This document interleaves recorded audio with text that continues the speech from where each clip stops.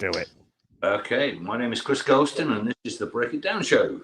Yeah, so I don't know if Wes is going to pop in or if John is going to pop in, but we have got so when Wes maybe says, "Hey, you should have so and so on the show," I stop what I'm doing, I do what he says, and I start booking people that I want to have on the show because Wes says to do that. So Chris Goulstone is from the Chapel of Rock, and I'll put that link on here for you guys to check it out.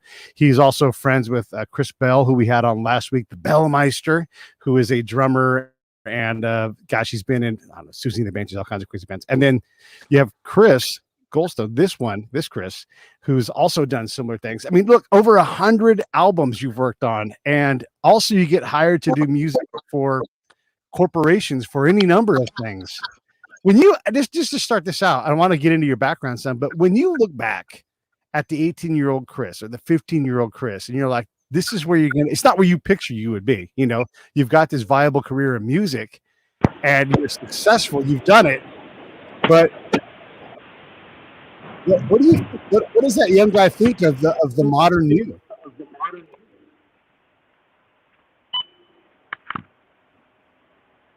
Did you hear that, Chris? We got a lag here. You're not hearing something. Chris, can you hear me? Oh, I can't hear Chris now. Okay. Technical difficulties as always. Chris, I don't know if you can hear me, but the sound changed on your end at one point. We got more of an ambient mic or something turned on. Chris is going to work on that. While he works on that, I'm going to freestyle. I see my buddy Mike Quinn is out there checking us out on LinkedIn. Hey, Mike.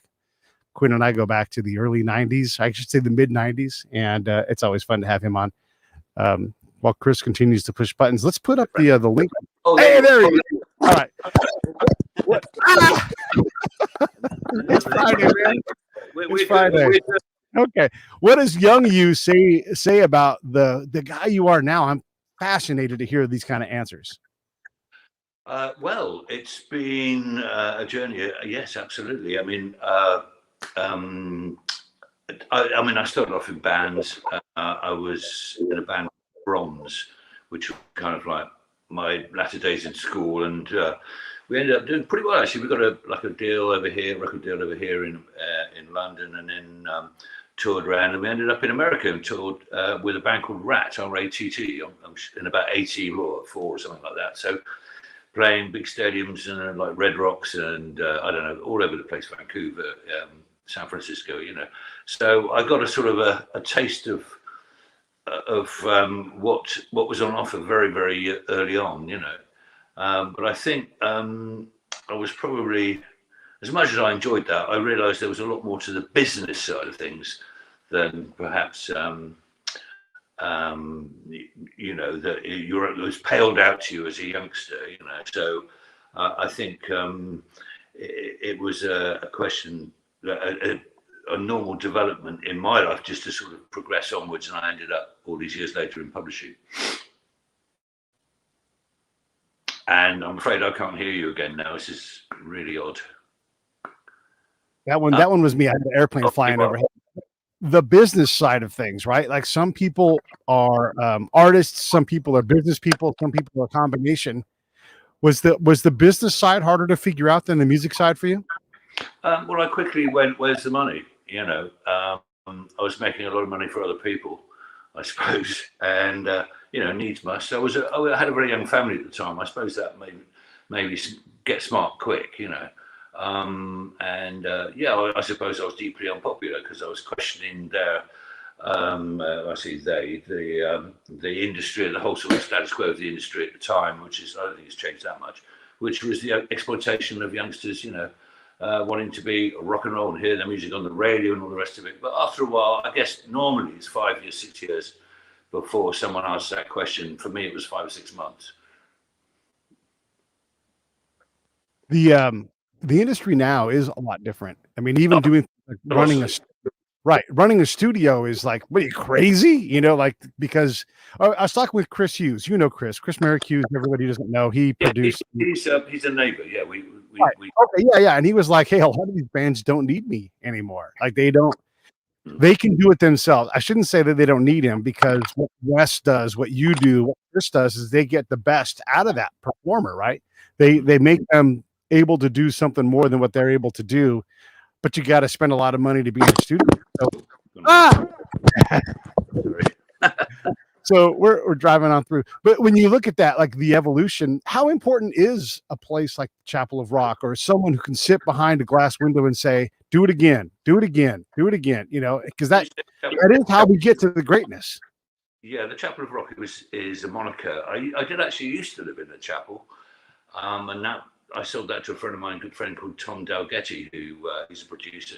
He does Royal Blood and a band called Ghost, you might have heard of in the States, possibly Royal Blood. And so that was nice for me. But now I live in a place called Sambourne House, which is around me now.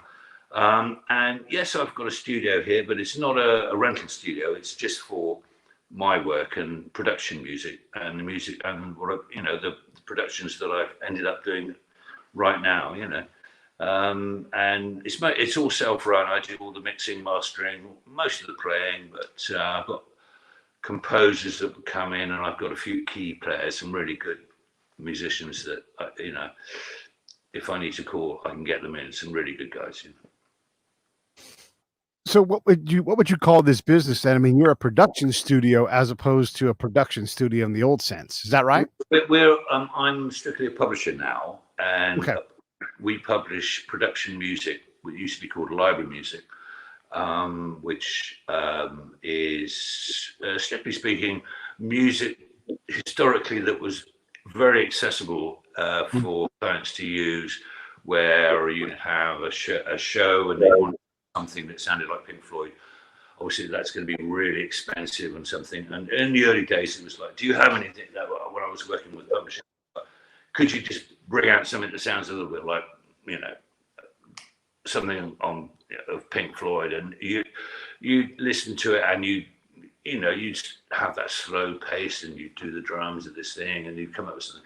And that was very much library music. It was about the ease of use. Now, since the internet, where we've got a generation and a half, probably two generations now, you know, I'm not used to going out and buying records. They can pretty much get on a very basic subscription. They can hear what they want, see what they want for pence, you know, which has killed the record industry to all but the top end of it. There's no one developing young acts anymore. So library music, or production music as it's called now, is probably one of the last sort of bastions of actually being able to make money in the music industry. I'm telling you all my secrets now, but it's about sync licensing, getting your program, your music embedded into sports programs, TV drama, promos for films, a whole plethora of opportunities and things that the hungry beast, you know, it's never satisfied. It needs music on a constant basis, and that's what we do. Is it possible for a band these days to reliably get to the level where they're playing at Red Rocks regularly on a tour, or have those days passed too? Oh, I think I'm a bit too old for that now. But no, I had a wonderful time. I mean, it all sort of goes by very, very quick. A lifetime ago, I was in my early 20s. No, I absolutely enjoyed every minute of it. But no, you know, I'm glad I did it, for God's sake. You know, so many people don't experience, and I did. So I'm very, you know, I feel privileged. It gives you a perspective. It gives you an understanding of the world in terms of the distance you travel and the people that you meet. It gives you a good life education. But is it possible for a new band, someone coming up right now, to get to that level, or have those days passed where, like, you know, hey, you're not going to be able to fill up 15,000 seats in an amphitheater? I know. I don't know. I really don't. I'm sure. Yes, the answer is there. I'm sorry. I'm sure. Yes, the answer is yes, and the opportunities are there to a degree. At what difficulty or how it may differ from when it happened for me, I would have to say probably not as easy. You know, but the big difference is that you get a record company that would support you for the first 2 to 3 album 4, was the biggie, and it would go stellar, and everyone would get their money back, and you'd have a career, and you'd hope that the artist wasn't trying to renegotiate the contract just yet. Now we're in a situation where if your song, the hit, doesn't make any impact at all in that incredibly short space of time, now you're dropped. So yes, there's a big difference, and probably yes, the answer to your question, sadly, is yes, it's harder. And then obviously COVID has really put a hit on the live industry music. Yes, acts are getting back out on the road, but I don't know how many people I've talked to. I live in California. We're pretty I guess you would say we're pretty hesitant with COVID. We're very cautious with it.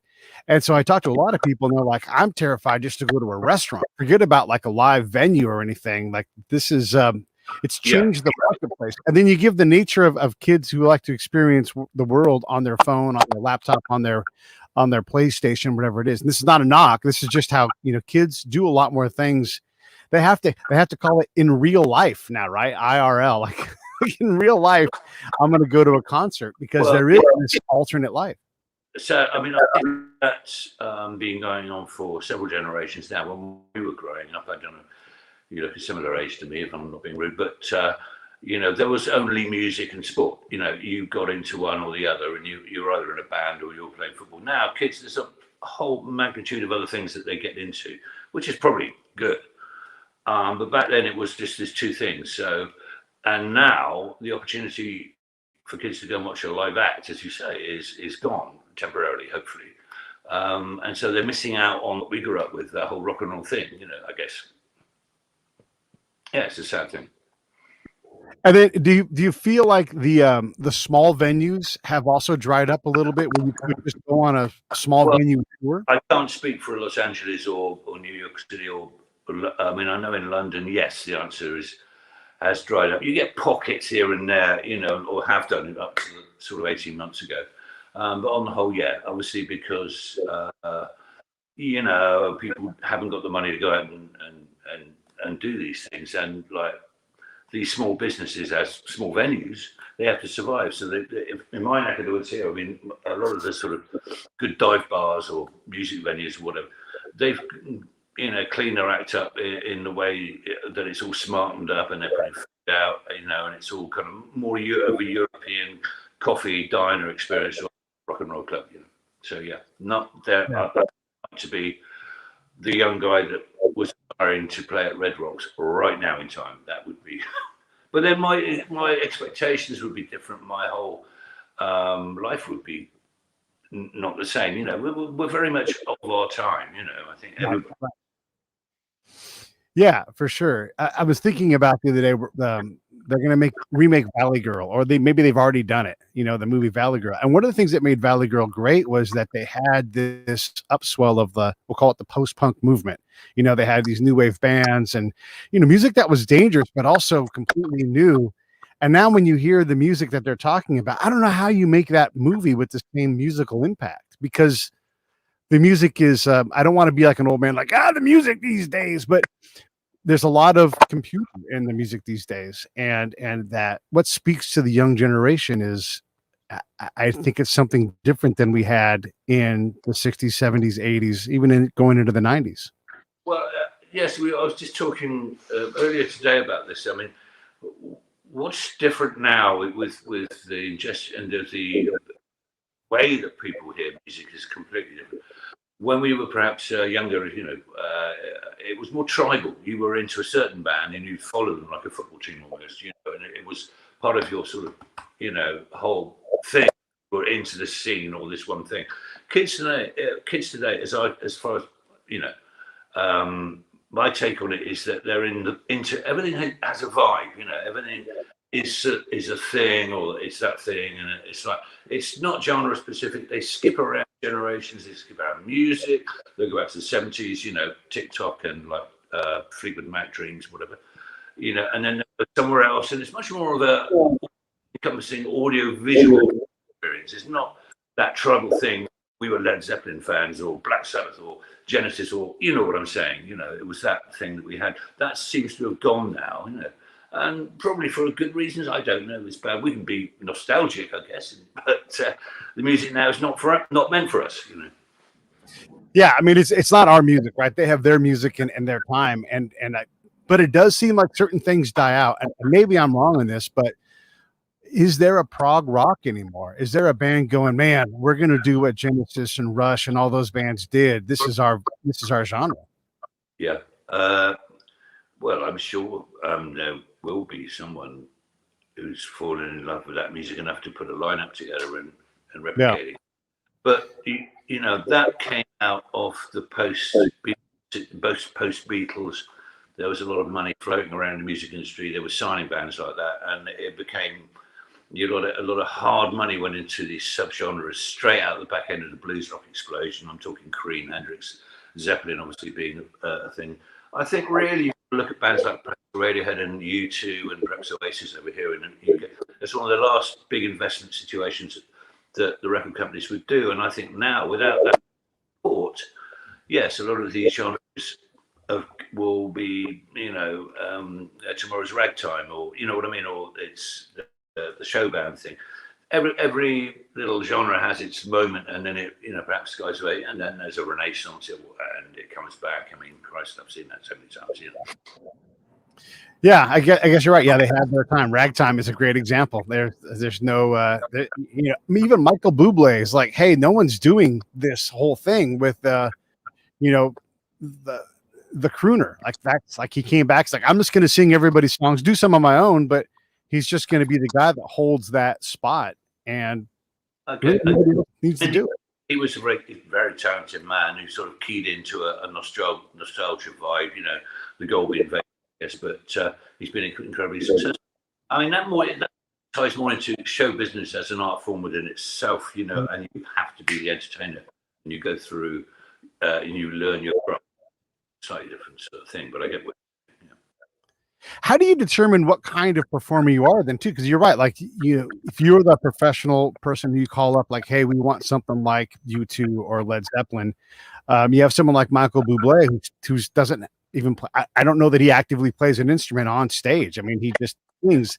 There's such a different vibe. Oh yeah, right. Yeah, he does play keys. You're right. Yeah, but how do you sort that out? How do you pick? Because it's not who you are when you start. It's who you become, and you have to stomach the work that you create for yourself, right? And so if you're not going to be the guy that stands by the microphone, how do you sort that out, man? I'm confused as a question, but yeah, I mean, if you create something and you're part of the movement, I mean, there's a sort of a sharp inward take of breath. Yeah, you are responsible now for the continuation, monetizing the genre or subgenre you are associated with. You can't suddenly do a massive left turn or massive right turn. You've got to continue pretty much center ground. And not, suddenly go, here's my new record. It sounds like this, everyone's going, no, that's not what we came for, So yeah. I think your career develops. You have a responsibility if you want to continue to have people roaring at you, to continue in a vein that the audience is expecting of you. Yes. I guess my question is how do you, as you're an artist coming up, how do you find that voice? You may want to be Led Zeppelin, but it's not in the cards for you. You're going to be some other thing. So you've got to be comfortable enough to be uncomfortable long enough to figure out who and what you're going to be. Maybe you're going to just be a composer, maybe you're going to be a Taubman instead of a John, and there's nothing wrong with either of those things. I mean, just to have a career in music is incredible. Maybe you're meant to be a manager and not a performer. How do you sort that out? Do you have mentors that help you go, hey, listen, this isn't your thing. You should be doing this. No. These are broad questions. I mean, in terms of my own experience, I intuitively follow my gut instincts, and you aim for a high batting average, if you like, and you just keep going. You don't stop. You have to believe in your talents. You keep going, and at the end of the day, it's industry. I mean, it's my professional career. So it has to be all encompassing, Yeah, you got to go to where the money is at. Let me. I want to ask some background. It was summed up years ago by someone who I can't. apologies for not giving the author of the quote, but it was, are you going to play the market? Or are you going to play the blues? You know, if you're lucky, you get to play both. But right, yeah, yeah. Well, and what do you like to play? Like when you're just like, hey, let's go out in the grass out there, you know, by the house and just play with my friends. What do you play? I guess I play the blues. Yeah, I do. Yeah, I do. Yeah. there's a great video where you sent me of you and Chris and the other guys all rocking out. That's fantastic. Well, yeah, I'll just pick up the guitar and it'll be. I don't.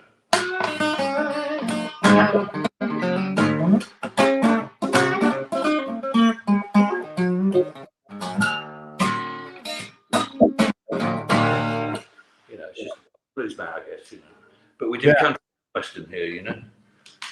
Yeah. When did you start? And did you start on the piano or the guitar? Where did you start, and when did you start? Pianist, yeah. How old?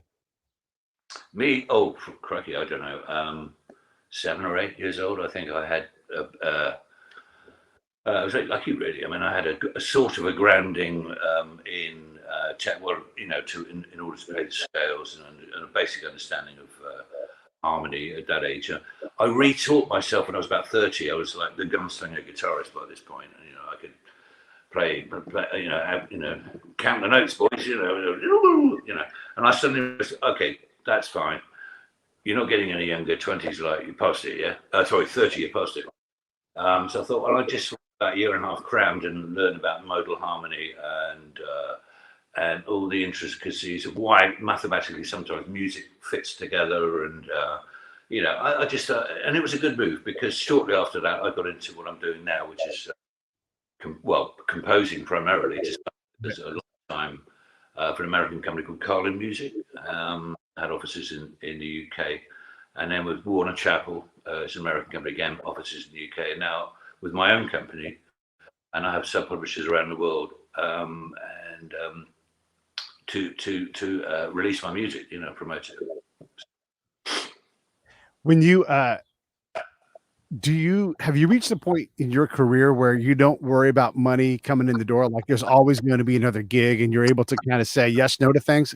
Like we had, and you'll appreciate this. We had Allie Willis on the show, right? And Allie is a Hall of Fame songwriter. She wrote September. She wrote all kinds of songs. I mean, incredible. But the industry recognized her talent for writing hits and just worked the bejesus out of her because, and they didn't take away her love of music, but they took away the love of that work because they just demanded so much of it. Yes, that motivation. You've got to get up in the morning and get your butt into the studio. Yeah, sometimes you might not feeling like it. But there comes a point sometimes when you can, if you force yourself to try and write, you can cause damage, you know, than giving yourself a couple of days and then going back in feeling more inspired. You know, I'm lucky that I haven't been in that high pressure situation. I mean, production music or library music, as it used to be known, is pretty much in a department store. It'd be floor 5 soft furnishings. You know, we've been in this sort of little dark corner of the industry. You know, that's done very well.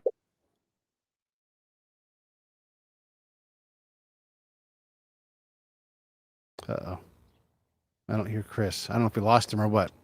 Continue to write and make music and enjoy it, mostly. You know. So if I didn't do it, if I didn't like doing it, I'd probably stop. Right. Yeah, and the other thing that she talked about was she had a deal where she owed, get this, 1/5 of a song to Warner, and then the Rembrandts owed about the same, and they happened to be in town. And so Warner came to them and said, hey, you have to write a theme song to this show called Friends. And so she wrote that, you know, that song, and the Rembrandts are like, we don't want to perform that. That's not our stuff. We do our own thing. But they were sort of arm twisted into it because of the contract. Yeah, well, that's gold, you know. Absolutely. Yeah. That's the ultimate sink in my world, is to get a song like that on a show that just keeps running, you know. Right. It's their most successful thing, but it has very little to do with them. That is the music industry for you. And then, yeah, I mean, how busy do you guys get? You don't have to work, you know, all the time. I do. Yes, I have to work. Okay. I enjoy my work. I can't see me stopping working.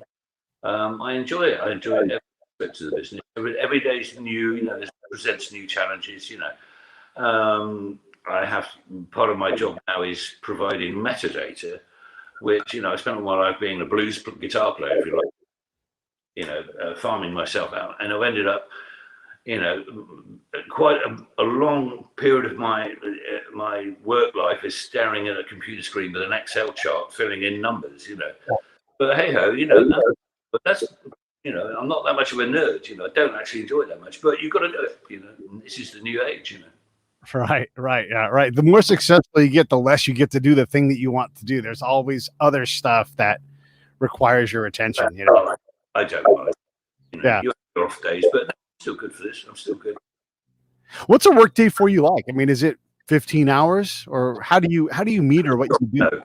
No. Well, it depends. I mean, I can go in the studio and I feel like an hour. I look at the clock and it's like 4 p.m. I go, well, where did that time go? That is a day for me, because the time, relative time, the whole thing, Einstein. That doesn't. It's a weird place to be, actually. You've done good things, and then other times can drag. Nothing, So no, there isn't a typical day. Yeah. But you don't do the musician thing where you're like, we're just going to work for 36 hours and then, eat some pizza and then get back to, because some people just work. Like Prince is a classic example. He didn't sleep for weeks because he would just be in the studio possessed by his car, Can I just say you had to believe? Say that again? I didn't hear you. I think he had you believe that. Yeah. Okay. You end up with just like too much stuff, I mean, maybe okay, that is a way of, like, if enough stuff is out, then something will shine through. I think it's like Frank Zappa, right? He was constantly in the studio. I guess right. I don't know, but no, it's not me. Okay, let me ask you this in a different way. Is your hobby music, or do you like, I've done enough music today. Now I'm going to go watch some football, or I'm going to go garden, or whatever it is. Do you have something else that you do that occupies time? I don't think had that. I do. Yes. Music does take up the larger part of my day, obviously. And then there's the admin side. Now that I'm a publishing company, I've been a publishing company for the last 4 to 5 years. I mean, that takes up a lot of time. I've got sub-publishers who furbish all around the world now. We've got 15 sub-publishers, APA, who represent us. We've just on for another complete contract. Would take us up to a 10-year deal with them. Very happy about that. So yeah, there's a lot of admin work, and you just get better at organising life. It's been a bit of a change for me. Yeah. But you'd be surprised what you can do every day since all that. Yeah. Well, what do you do for hobbies outside of music? What was the question again? No, I have no idea. Well, we're incredibly lucky where we are in the West Country of England. We're surrounded by countryside. I mean, we've got a lovely garden. I've got a lovely dog, and obviously my gorgeous wife Abigail. And yeah, there's things to do, and I can switch off. Sometimes you can't switch off, but I do switch off, and I think it's very important to try and have that cut off in your life. It's not always easy or possible, but you have to do that. Otherwise, you go mad. Yeah. Okay, but sometimes you can't switch off. I don't play golf. No golf. All right, me neither. We agree on that. Sometimes you're not allowed. Clear about it. Sometimes you're not allowed to switch off, right? You've got a client with a short suspense. They're like, we don't know how much it costs. We're going to need this, and you're up against it. How hard is that? What does that look like? We don't experience that out here. I understand the question. In my world, we don't tend to have that kind of like client to compose for relationships. Very occasionally you do, and it can be, but the majority is that I will produce a set of songs. They will go out as an album. They're up in the cloud somewhere. We will say, well, this is a great set of songs, and it will be purposeful for promo or sports. This kind of like, it goes this way. And I have a deadline. I have to furbish my sub-publishers with a certain amount of music per year. You have, So yes, I've got that deadline now. But no, I'm not dealing directly with the clients, so I don't get. Can you just put like a horn on it, please? And it'll be perfect. Luckily, I don't think I'll be very good with dealing with people on that level, but I have done.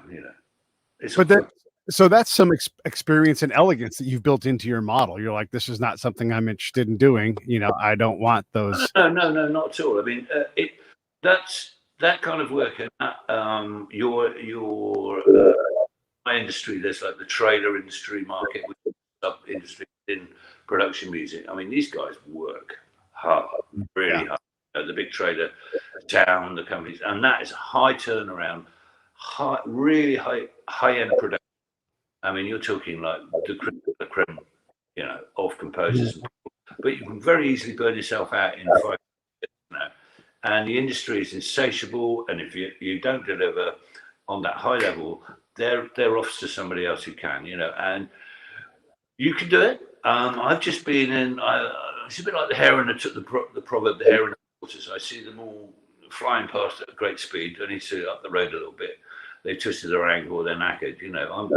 I'm just going on, and everything's. I'm just servicing my clients with what I feel industry needs, and I've got better at judging that over the years. Yes, music does evolve and change. You don't get it all right, but yeah, it's that's the way that my life sort of spells itself out. How much time do you have to spend outside of the house? Obviously, COVID. Let's take that out of the equation. But do you have to go to NAMM show? How long do you have to spend in the industry, in the marketplace? Oh no, I mean, yeah. Well, strictly speaking, you can, be remote 100%, but it's not in my nature. I mean, I grew up earlier in this industry, and I believe fully that going to shake someone's hands and taking them out for a drink or buy them, visiting them, and I always do. I mean, I still go over to Los Angeles once a year. Obviously, it didn't go last year.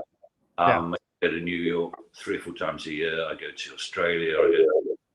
It's important to have that client one-on-one basis. That relationship. It's important. Yes. So, but strictly, the answer is probably not. But I do that. Yes, because I think it's important. And I think just because we're talking about the business side, it's funny how different businesses work, right? Like, I imagine you don't put together a 40-slide pitch deck to come in and talk to a new potential client. I mean, what does that look like though? Like when you're trying to talk to somebody new, are they already interested in you and they've come to you? Do you have to develop business? How do you experienced this about 4 years ago when I was putting this publishing company, Chapel of Rock, production music together. There were some cold calls. I did have help from some really great people, but there was a couple of times where I sat down in a meeting with someone, and I knew that what I wanted was them to agree to be a sub-publisher in a certain territory, and then I would forget occasionally that they kind of knew me already from the business, and they go, "Oh yeah, whatever, it's all man, we'll do this," I go, "Oh." So yeah, I'm fairly, I suppose, notorious. No, I don't really make that cold call these days, That's good. Only to my broadband provider. I give them a hard time. Right. I mean, I guess the other question I want to ask is about composing and how that happens for you. How much of it is done before you ever sit down and grab an instrument? How much of it is in your head? Where do those first brilliant ideas come from? Or are they all down the road somewhere? Well, I think with the risk of going down to a little squirrel route, but no, I think music is somewhere out there.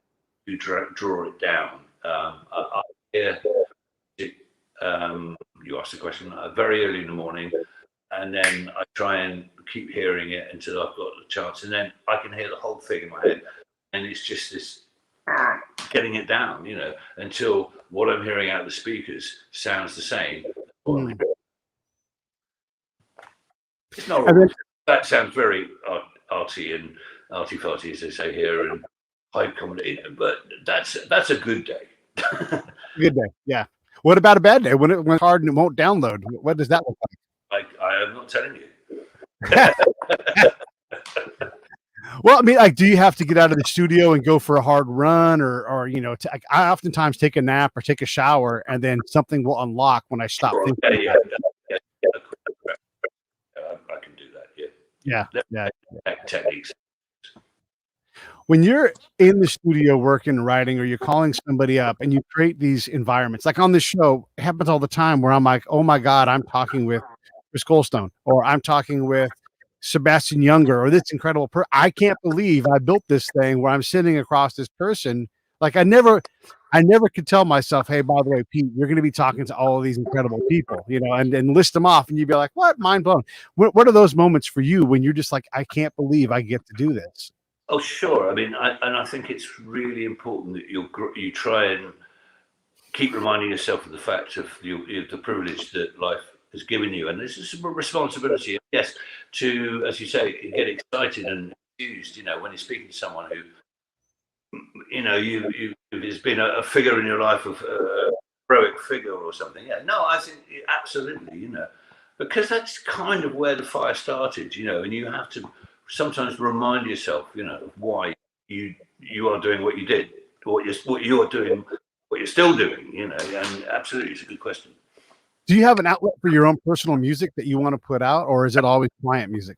That's a good one. I occasionally do the odd gig, you know, but it would be a scratch band, you know, and some friends and that. Strictly speaking, I probably don't have the solo record in my back pocket, but I've been doing this for so long now that kind of creativity and passion, it comes out in the work too. So, you know, one form or another, you know, nothing goes out half baked. Everything's going to be something about it, which I go, yeah.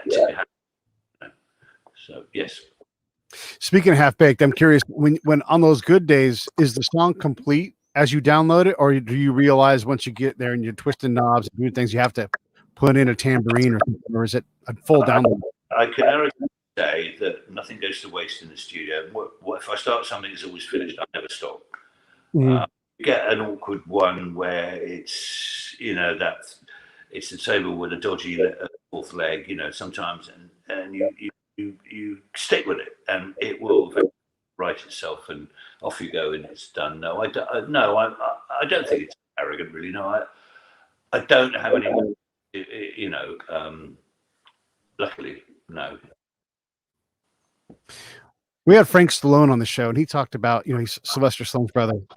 And he talked about how basically he got a download from God. He's like, you're now a musician. And he just had this gift. It just given to him. And we've heard this story from a lot of other musicians where like Mozart just knows how to play the trumpet. He's never grabbed it, but he's watched his dad and friends play. He's like, give it to me. I can play this thing, or violin or whatever it is. Right. People, how does that have you experienced any of this or met these people that have these incredible gifts where they just seem to know? Mick Gillette is a great example. Just knew how to play the trumpet. I see what you're saying. Not that kind of like you wake up after a coma and you suddenly start speaking. Yeah. Suddenly start speaking Spanish. Are you saying that? I don't know about that. I'd have to sort of meet someone who. No, believe you me. There's just you have to do your 50,000 hours. Yeah, 50,000. You're talking like a long time. What is it? 20,000? I can't remember. Yeah. They say it's 10, but I think you're right. I mean, well, I'm saying 50. Yeah. Well, but I mean, okay. No, well, maybe there are. I have certainly not found. I mean, I'm lucky enough to learn an awful lot of talented people, and I had to grow up, you know, myself with this kind of like. But you still really have to work at your technique. You have to constantly, you know, you're using muscles of your body. It's like an athlete. If you don't play, you get rusty. Simple as that.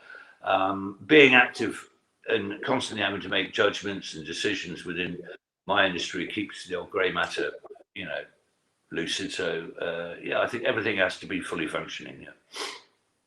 But as Glenn Campbell's disease progressed, you know, he was still able to play the guitar, and when that started to go, that was really the beginning of the very, very end. Yeah. No. There's some healing in that. Like he could struggle all day long, put a guitar in his hand, and he was good. You know. Yeah. No, that's yes. I mean, this is a subject. I mean, that now getting a lot of attention for older people in care. You know, it's something back to life. They call it dementia, and you know, God willing, and all that.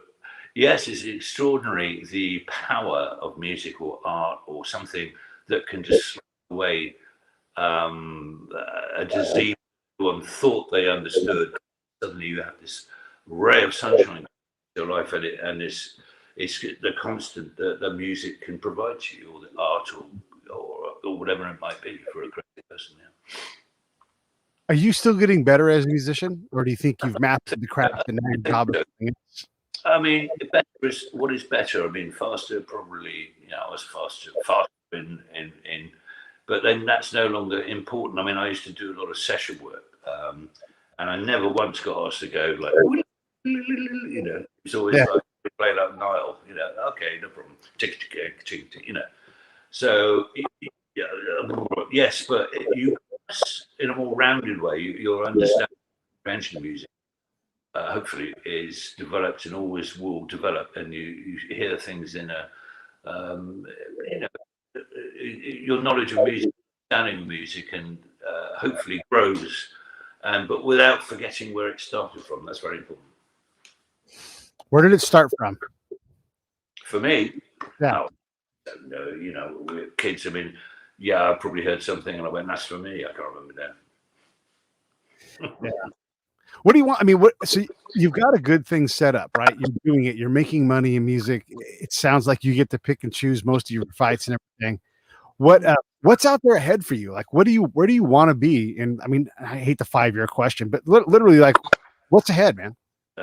Okay, good question. I've absolutely no idea. I mean, starting my own publishing company, obviously, I have to fill up and have a bona fide catalogue that could be taken seriously. So in 4 years, we've done about 32 albums, which is hard work. I'm not alone. I have a bunch of 5, 6, 7, 8 other composers. Wes has contributed some great work for us.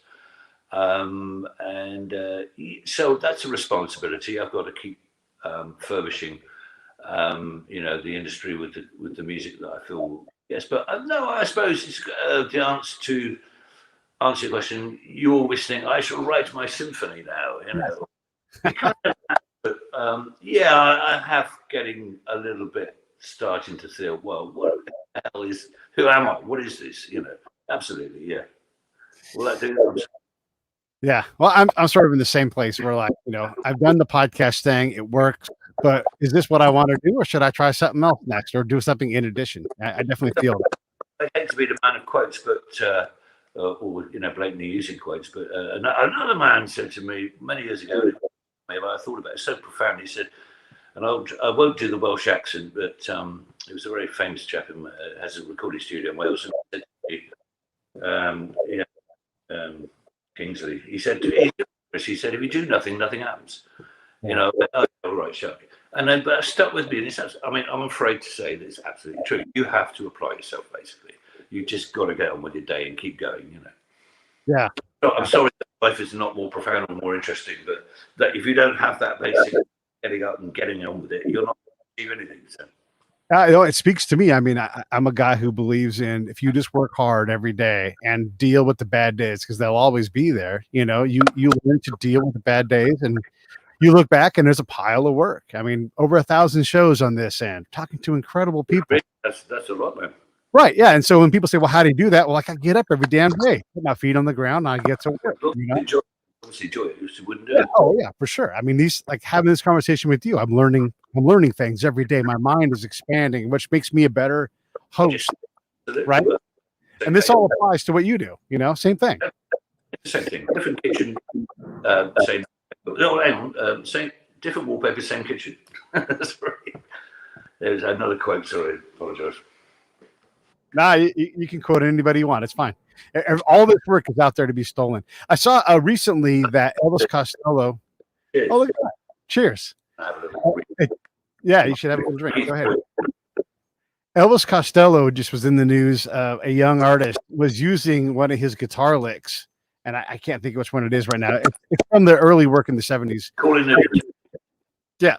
And he's like, yeah, of course, that's rock and roll. You think I invented that thing? No, like that came from, I think from somebody else. Bob Dylan, I think he said. But yeah, we all get ideas from other places. I mean, CDG is never going to be an original chord progression. It's just not, right? What are your thoughts on his position, though? Who cares? Earlier on in my industry, library music, when it was up against the record industry and they didn't want them being used for the latest car ad, now they can't wait. Back then, so people would immediately the library and say, look, we really want to use that well-known tune in this program.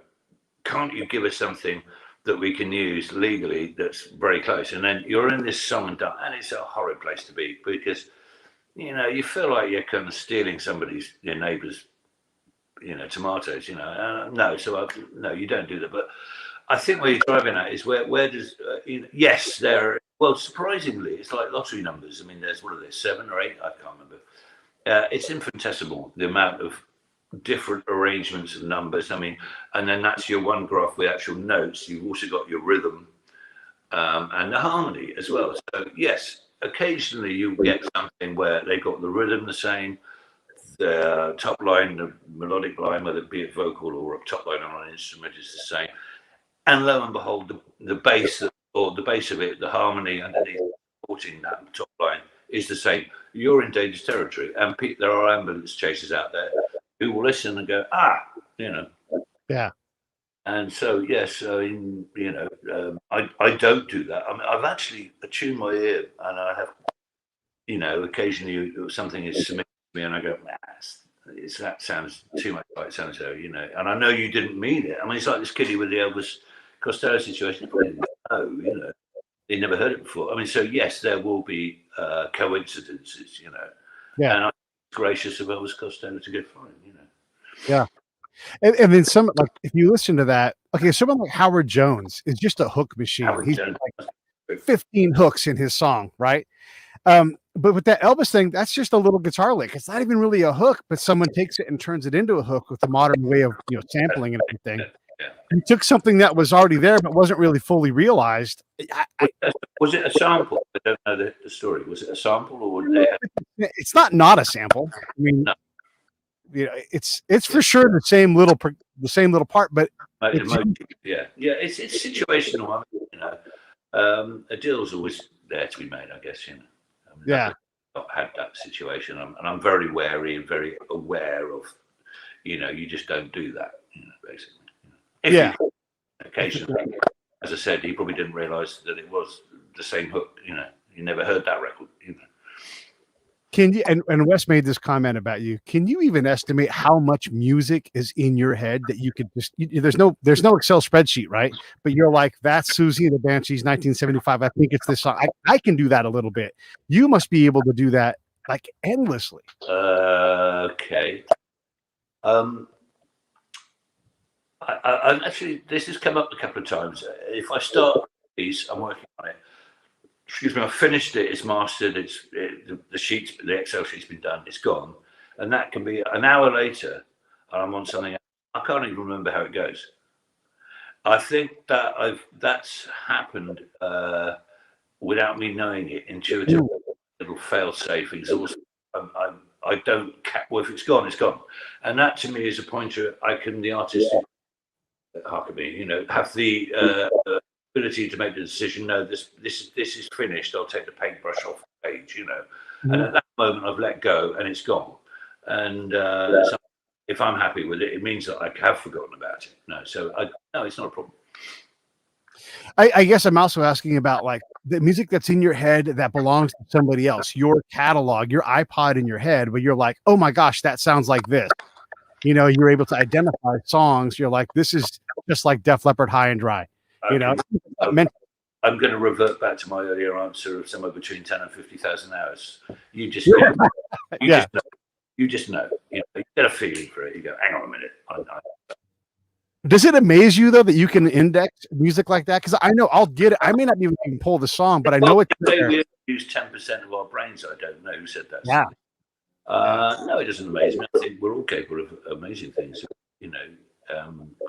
Bush, I think you have a passion for it in the style. Not going to, but I haven't really thought, to be honest with you. But yeah, I can do that. Yes, yeah. I'm always curious about U2, and you brought up U2, so I'm going to bring them back. They're my favorite band, and I'm always trying to figure them out. Larry, at least originally, wasn't looked upon by the drummers as being a good drummer, or at least he was a very unique drummer in his approach. Adam Clayton doesn't do terribly complex parts. He mostly just picks on the top string and goes up and down. But goddamn, they do it. how does a band like that, how do they figure it out? And how do they stay together and artistically viable to one another for so long? Okay. They were the right band at the right moment in their scene. I think I touched on this as well. It was a scene. There was a. I touched on it earlier. You know, the way that music was back then. It was more of a tribal thing. I think specific tribal. Yeah, they were part of it, and they quickly.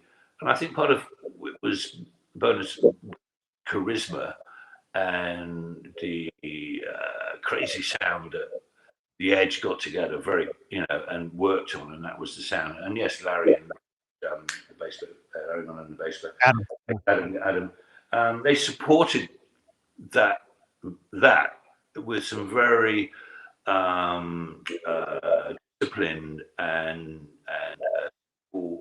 but supportive playing. I think a lot of it they worked with a lot of good producers. I think if I'm right in saying earlier in the career, who would have been encouraging certain messes more in that instance. And I think, and then they got out there and it sounded great in a big room, and it was a good stadium act, and they just went, "We're having this," off it went. They made a fantastic career out of it. Yeah, they talk about how they became a stadium band before they even had enough songs to have playing stadiums. It's the right tempo. It's not too busy, and when you watch it in a big room, it's not. It comes over. And Bono is a great frontman. He grabs you. So all the ingredients are all there. One of the rules they had, especially early on, was the Edge wasn't allowed to do triumphant guitar solos and stuff like that. They just didn't, and that's part of the whole new wave movement. We're just going to do something differently, right? Yeah, perhaps. He's also redefined the instrument in a lot of ways that some people respect and some people don't. What are your thoughts on what he gets out of the guitar? Oh, he's certainly created sound. I mean, there's been I don't think anyone's tried to ape him completely as a like for like, but that textural use of sound that he with his guitar has gone into the music industry in many aspects. Not that it kind of worked its way in. It's not you can't pinpoint it out, but it's there. It's part of what we listen to now. That textural play.